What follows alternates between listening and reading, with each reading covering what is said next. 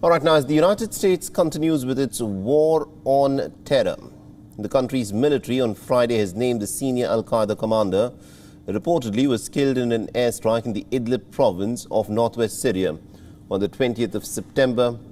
And they've also put out the name of this individual as Salim Abu-Ahmad. The U.S. Central Command had earlier acknowledged killing an Al-Qaeda official, but had at that time not named him.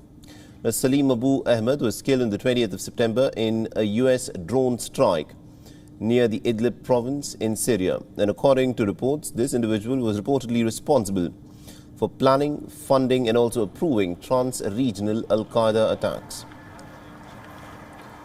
Washington has carried out counter-terrorism attacks in Idlib province before targeting Al-Qaeda terrorists and also the ISIS leader Abu Bakr al-Baghdadi, who, remember, was in hiding in the region after fleeing from eastern Syria. Idlib is dominated by Syria's former Al-Qaeda affiliate, but rebels and other jihadists are also present. Certain jihadist groups have been the target of the Syrian, Russian and the US and other international coalition strikes in the past. Now, the fall of the civil government in Afghanistan and the eventual Taliban takeover has created a sense of political instability in the region. This, according to experts, has also now created certain favorable breeding grounds for other terror outfits such as Al-Qaeda and the ISIS to regain their strength in the regions across Afghanistan and Syria. Now, in his very first congressional testimony on the chaotic and the embarrassing and the humiliating American withdrawal from Afghanistan, the American Defense Secretary Lloyd Austin defended the American military's frantic and messy airlift from Kabul. Now, speaking alongside Austin was the chairman of the Joint Chief of Staff, General Mark Milley, who warned of possible attacks from the Al-Qaeda or the so-called Islamic State group on the United States in the coming next months. The war in Afghanistan did not end.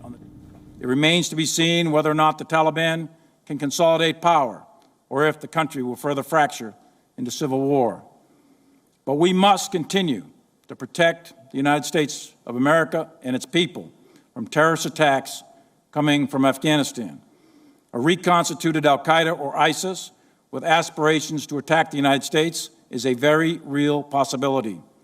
And those conditions, to include activity in ungoverned spaces, could present themselves in the next 12 to 36 months. That mission will be much harder now, but not impossible, and we will continue to protect the American people. Refusing to unite for a second straight day running, the U.S. Democrats withdrew a planned vote on a $1.2 trillion infrastructure bill.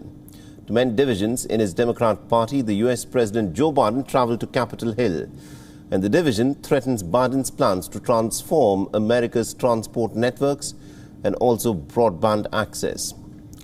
Democrats have been struggling to rescue a scaled-back version of Biden's $3.5 trillion government overhaul.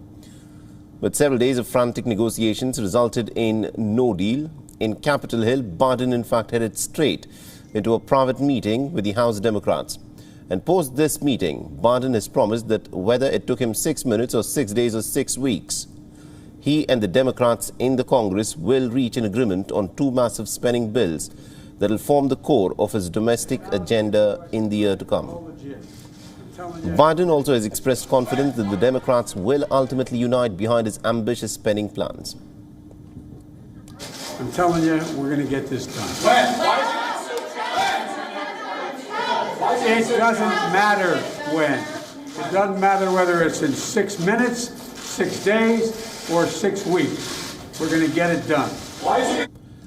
Now, the unusual president's visit follows weeks of trips by party leaders in the other direction to the White House. The House Democrats are deeply divided on a spending spree that Biden has said will restore America's battered middle class. The twin make-or-break spending bills could, of course, define Biden's legacy or spell crippling political failure. I want to make sure everyone understands exactly what has happened. Now, one bill will funnel about $1.2 trillion into repairing infrastructure, and the other will allocate even more for education, childcare and for promoting clean energy. The impasse on the Democrat side is rooted in political differences over how much the government should actually spend. Now, on the one side, you have senators such as Joe Manchin, Christine Sinema, who refused to back the proposed $3.5 trillion price tag for the social spending package, while more left-wing representatives insist on keeping the $3.5 trillion number for social spending. Now, there is no hard timeline for action on either bill. Biden is not expected to see the lack of progress as a defeat unless it starts dragging into the election year. The standoff, of course, leaves the United States close to the cliff edge of a default on its $28 trillion debt. WION is now available in your country. Download the app now and get all the news on the move.